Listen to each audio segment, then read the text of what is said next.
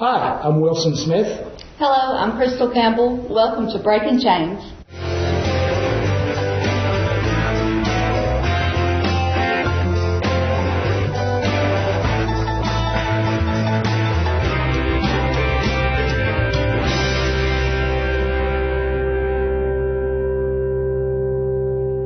Our guest today is Ms. Kim Benefield. She's the Executive Director of the Southern Recovery Advocacy, and she's been clean for 10 years. Kim, how are you doing? Good.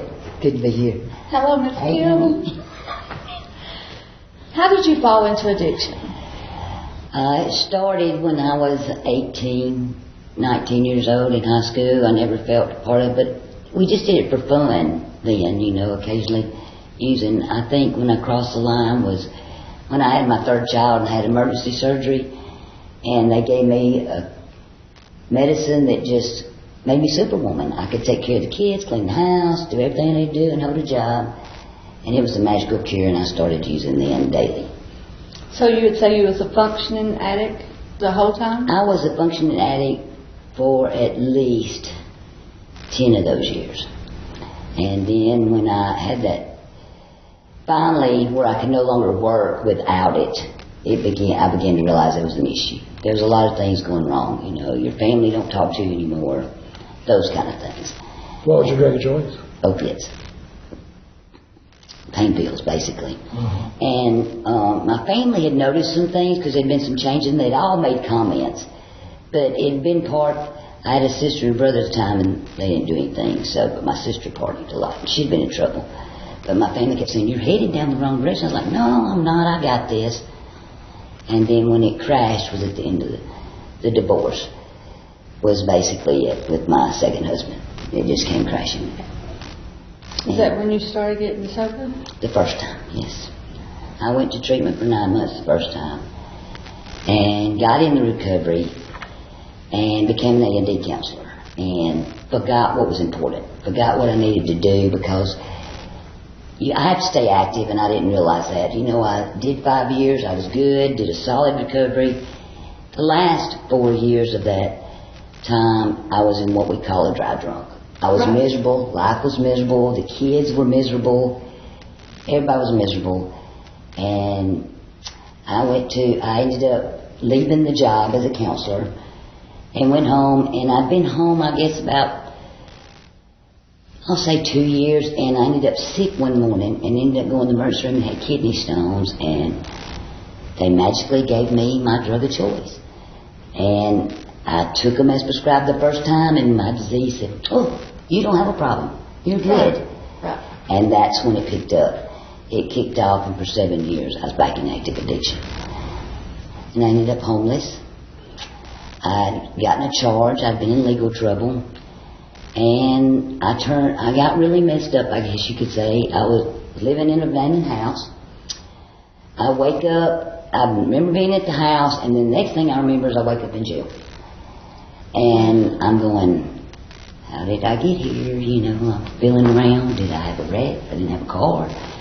Something happened, and there's a jailer standing there laughing, and I'm like, because I'm asking myself, how did I get here? And he goes, "You don't remember?" And I go, "No." He said, "You called us." Wow. So I know today it was that prayer you make when you want everything to stop. You say, "God, help me." That was his answer. Yes. And he said, "The minute you come in, you told us everything. We know you were running from your probation officer. They're on their way to get you." And I'm like, I wouldn't do that to myself. Nobody in their right mind would do that to themselves. But after I got there, I remember being in the holding cell, and they take you to G-Pod at Lee County. When I walk in, there's 2 ladies in G-Pod that go, "Hey, Miss Kim, why are you here?" And it was 2 people I'd been their counselor, and I said, "I told you I was 1 drink or 1 drug away." And I relapsed. I was there 58 days. And then drug court stepped in. First time I said no, and they left me there a few more days, and then I signed the papers and went back to rehab, and went back to the place that I had been an A&D counselor for treatment. When's your clean date? April the 23rd, 2011. Awesome. That is awesome. That's been a time. good year. It's been a good time this go around. I'm more focused on recovery. You got to keep yourself busy when you're in recovery, because if you get stale, you're going to go, and especially if you're staying around the same place, because some people don't have somewhere, a clean environment to go. They go back to the people, places, and things, and where they're comfortable, and they will fall. Eventually. It might not be right away, but it will happen. It's true. Because you go back to that, and you can't stay there. You're going to have to get in the mindset to, I can't be here. I've got to do something for myself to stay sober. Yes. You have to want recovery as bad as you want to live. Right. It has to be what you live and breathe. And I'm not saying my recovery is the way to go. Everybody has a different pathway. Right. But for me, I didn't go back to be a counselor. I became a peer support, which is somebody that can share their lived experience. When you're an A&D counselor, back then, you couldn't share that. That had to be kept, that was your personal thing. Right. Being a peer support, you can talk about that. So that's why I know how important it is to take care of me, because if my recovery's not first, then I can't help anybody else. Right. I don't have anything to share. Can't keep giving out and empty the well without taking something back in. Exactly. And being in recovery is awesome. From the small time I've been in recovery, it's a big, huge time for me, because I've almost got 2 years, and I'm so excited. I am too. And every day is an excitement day, because I can wake up sober. Yes. I know what I'm doing when I wake up. I don't have to worry about where I've been, who I've been with, or how did I get here. I wake up in my own apartment, and I get up and go to work. And you also remember your days are brighter. You know, that was the first thing I noticed when I got clean this time was it actually has sunshine. It's not all doomy and gray and miserable. And I see how bright the world is today. And I learned something new about myself every day. Every day. And I think that's what recovery is about, learning who we are and what we love and what we can give back. I know when I first got sober, I had anxiety about everything. And hopefully it's manageable. But most people, when they start to get sober, I don't think that you have to get caught up to be sober. Some people, you don't have to. When you feel sick and tired of being sick and tired, reach out to somebody that can help you. Yes. We have an Unchained meeting here every Friday night from 6 to 8 at the Unity Broadcast TV 39, 5525 Highway 178, Fulton, Mississippi. And if you need to talk to somebody or you want to ask about the meeting, my name is Wilson Smith. You can call me at 662-551-0090. Phone is always on. And there's other places that you can reach out to. The Open Door. Miss Kim is fixing to open. Well, she already has a meeting already in Tupelo. There's places that you can contact to get recovery. You don't have to get a charge to get recovery. But if you do catch charge and you need to be in recovery, there's some places that also that you can go. And my number's probably on the jail room wall, because I get calls from there. Yes, it's Kim B. Yes. Been there. Well, I mean, I know what it's like to be in jail, but I couldn't remember the steps when I got there. And this time I want to be able to help others that are stuck in that same place. And no, you don't have to get a charge. If you're sick and tired of being that way, pick up the phone. We'll figure out a way to find what recovery is for you. Right, because all recovery is not for all people. No, we're not a cookie cutter. There's never been a cookie cutter program, never. You just have to find where you feel accepted and where you feel a part of. You know, because in addiction you don't. You feel all alone. Right, all alone and unloved and unworthy. Yes. I've been there. But like I said, all recovery meetings are not for certain people. Church-based recovery meeting might not be for you. The Unchained is not church-based, but we do get down to the basic stuff to where you can learn who you are and what you need to do. And I always say the first thing you need to do is get away from people, places, and things. Yes. And that's the hardest thing to do as an addict. It is, because that's what we're most comfortable with. We like to go back to what we're comfortable with. Yes. But once we realize that is a problem, if you get in recovery and people talk to you about, let's change the people that you're running with, or let's find some new avenues, always people in recovery will help you find where you fit. Yes. Somebody will help you get there. Just ask. Yeah, that's all you got to do is ask us. Mm-hmm. People with experience know. Yeah, I know. I was scared when I first got on drug court, and because I didn't know where to go. IOP was my home, was my safe place, because that's where I learned I did have an addiction, and even though I've done admitted that, but I had to learn about my addiction. Yes, and when you learn about your addiction, it helps you grow, and you just blossom into this beautiful flower. You know, and there's tons of addictions. It's not just dry alcohol and drugs. You know, you have mental health issues, diagnosis, eating disorders, sexual. There's tons of addictions that can be addressed through all areas. Right. So you just have to find where that help is. And some of us can help at any time. Yes. All you have to do is reach out. So how did your addiction affect your family life? Well, my children, the second time when I relapsed, they had grown and got out of the house, but I couldn't see my grandchildren. My parents were not talking to me. Actually, my children didn't want nothing to do with me. Actually, my middle child and my mother's who picked me up from jail to take me to rehab. Now on the way there, they informed me that this was not going to work. They had seen it, tried once, it just wasn't going to happen. So I had to accept that I had done that damage. You know, I'd been in recovery and then I'd relapsed. So they didn't really think it would work. But it's really what I was willing to put into it. And I want to give it my all. I like my life in recovery.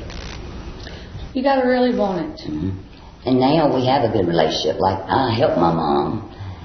I'm the one that takes care of her when things are bad. I have three grown children, and two of them in recovery, one of them's not, but I raised a grandchild. At the same time, I wouldn't be able to do all that if I wasn't clean and sober. Right. I just wouldn't. When I got my family back, that's what I said, I got my family back. I had 7 months with my mom before she passed away, and that was a blessing because I always thought she hated me. Yeah. Well, she disliked what I was doing. She did not hate me, and I didn't feel wanted or loved, by her. But sorry. And I think that's important because families too. If you are in this situation and want help, you can still reach out. I know I help families because they don't understand the disease of addiction. And you need to understand it. You need to be educated. Just because you say no and they do the guilt trip does not mean you don't love them. Sometimes we can love them to death, and we have to learn what is appropriate love for our grown children that keep doing this over and over again. So just reach out because we can help you in all those areas. Right. But I had a great time the 7 months with my mom. I bet you did. When she told me she loved me for the first time, I heard her. And I cried for like 2 hours. She was just sitting there petting me. She just petted me. It's because she loves you. Yeah, it is. And I just took it in because they call me Sissy. And she'd say, Sissy, you know I love you. I was like, no, I didn't. I was just bawling. And then I was my daddy's girl. And since I've been in recovery, he sort of like pushed me away.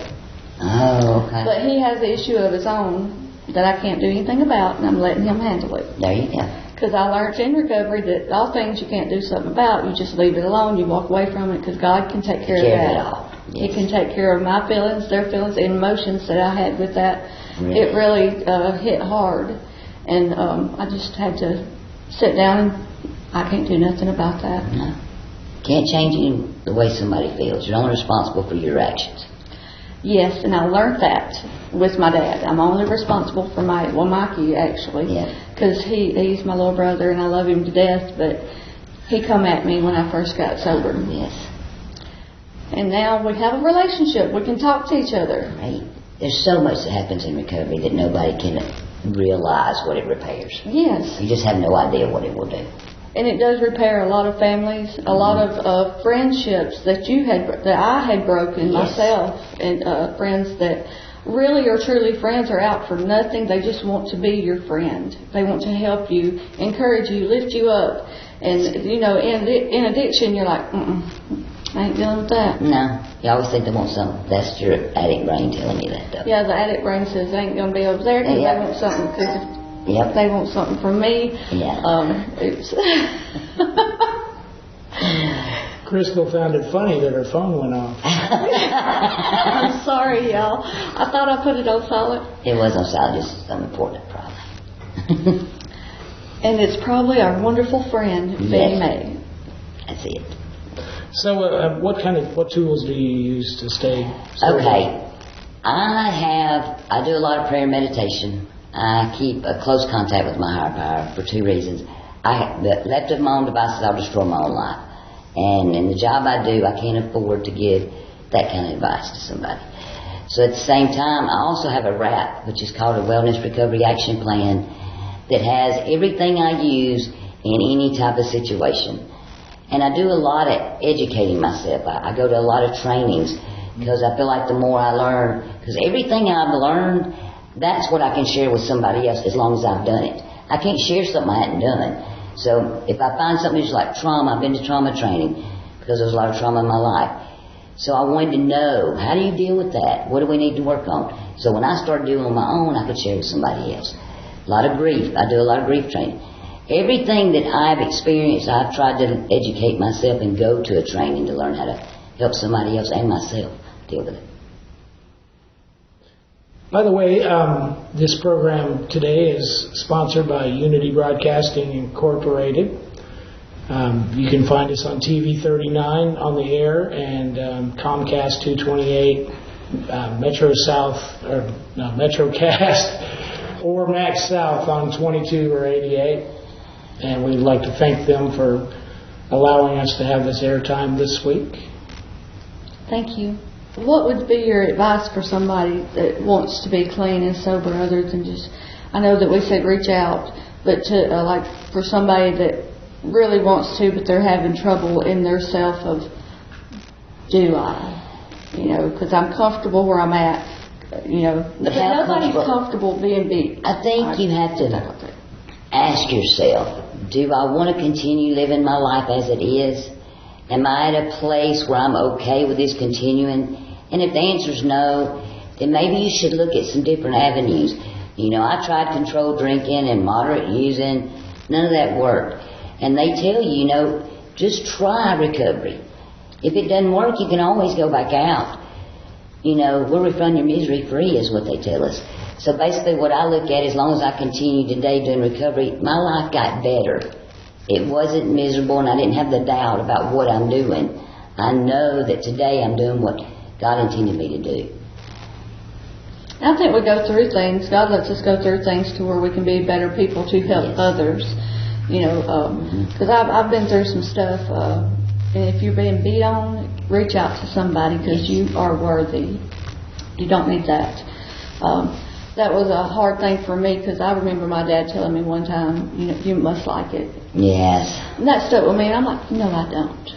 I was so upset with I think we get so caught up in what is comfortable, and then we tell ourselves that we created the problem that's causing it. Right. And the reality of that is, no matter what problem we cause, we don't need to abuse ourselves or allow someone else to abuse us. Even a slap is inappropriate behavior. This is what you have to look at. And look at it like that. It's wrong. Is that really a healthy relationship? Is that where I want to stay? Do I see myself growing in this relationship? You don't have to put up with abuse. And abuse can be anything. They could be talking down to you. They could be controlling you. They could be doing all kinds of things. And, or holding emotions from you. Well, no, when I was in my abusive relationship, now I felt like I was punishing myself because that's what I deserved. And I did not know it was not what I deserved until I got sober. True. Because I went from one abusive parent to an abusive husband to an abusive guy friend. Okay.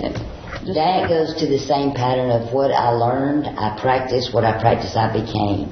Because we learn things in childhood that we carry into adulthood until it causes us some kind of consequence, we won't even look at it. Right. We just keep saying this is how it's supposed to be. But then when it begins to harm us, we're like, where did that come from? And it's taken me.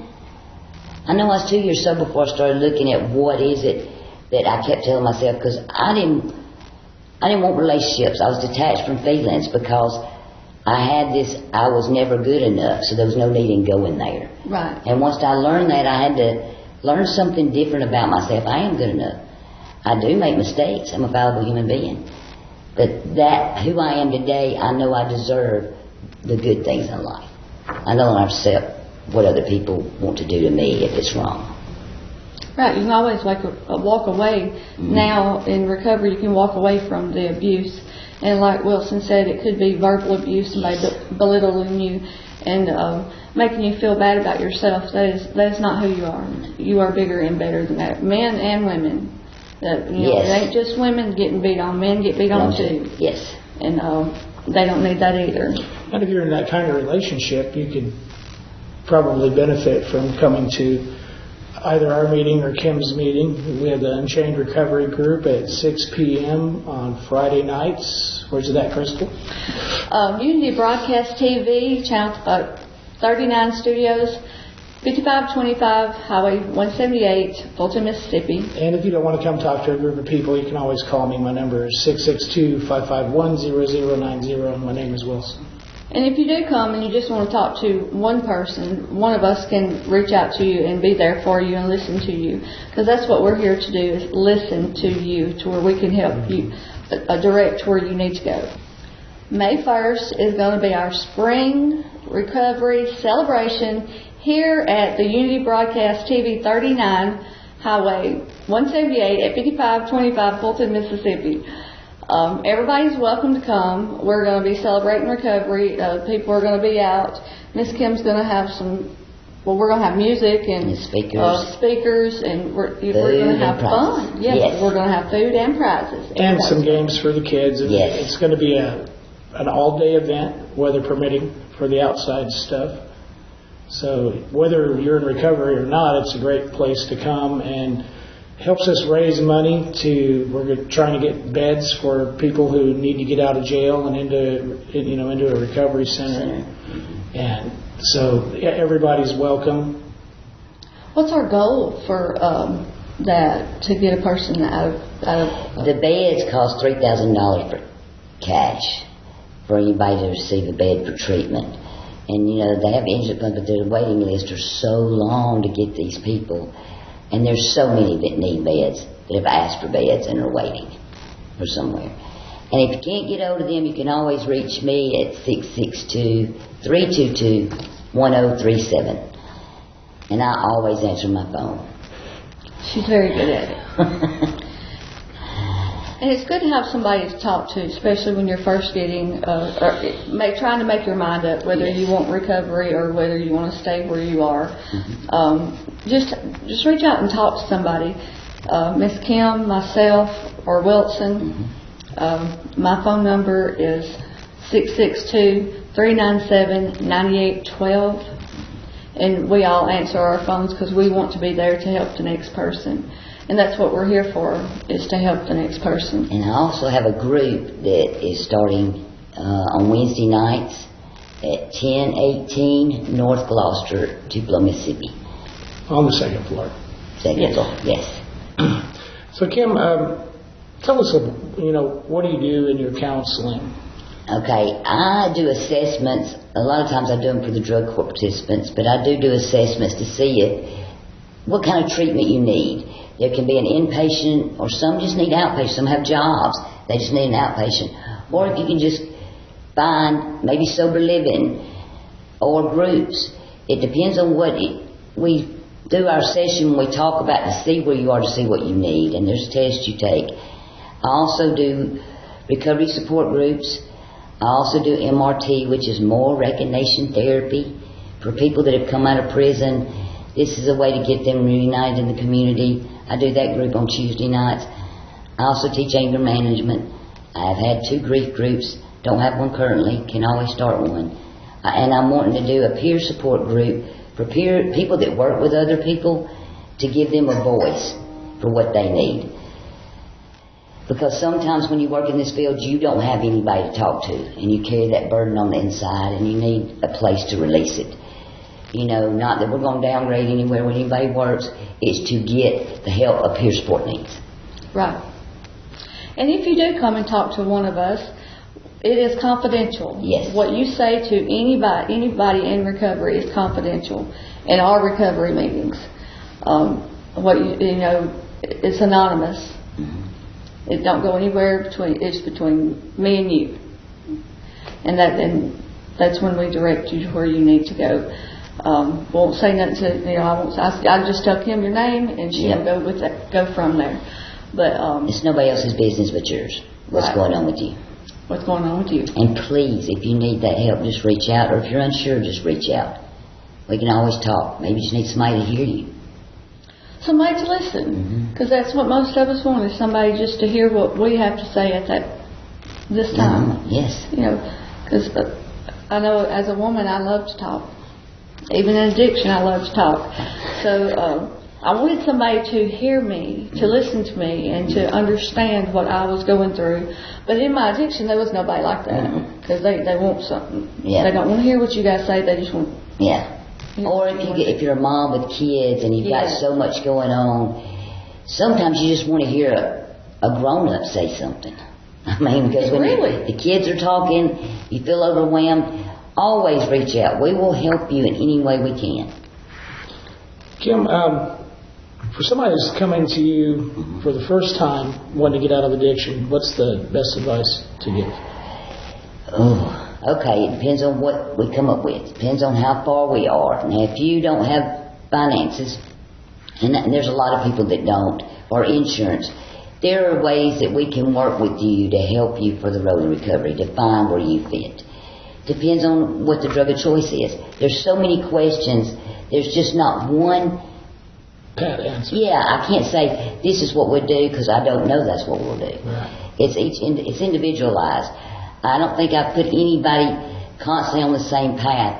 I know since beds are not available now, I try to find an avenue with intensive outpatient or just outpatient with grants to help people, because when you reach out for that help, when you need the help, I want you to get the help when you need it instead of waiting. Mm-hmm. All right, we're running out of time. Don't forget our meetings are at 6 p.m. to 8 p.m. It's Unchained Recovery. We do give signatures, and it's at Unity Broadcast TV 39 Studios, 5525 Highway 178, Fulton, Mississippi. And tell us about yours again. Mine is on Wednesday nights, 4 to 5, and it is 1018 North Gloucester, Tupelo, Mississippi. And you can always reach me at 662-322-1037.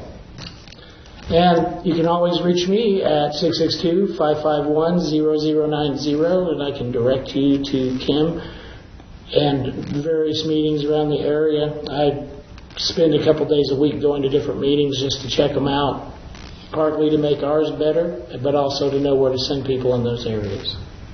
And you can reach Cristal Campbell, that's me, at 662-397-9812. And so, Kim, it was great having you here. It was great. I love this. We tried to get you here for how long? I love you. She has helped me so much. She's a blessing. Don't forget, you can catch us on Facebook at facebook.com/BreakingChainsNMS, or just look up Breaking Chains. But the quickest way to find us is with the NMS. And you can also catch us on YouTube at Possum Creek Media, and you can catch us on TV 39 and all of our cable affiliates. So be sure and join us next week when our guest will be Laura Clark. She's very active in the recovery community, and she's got a great story. Hope to see you there.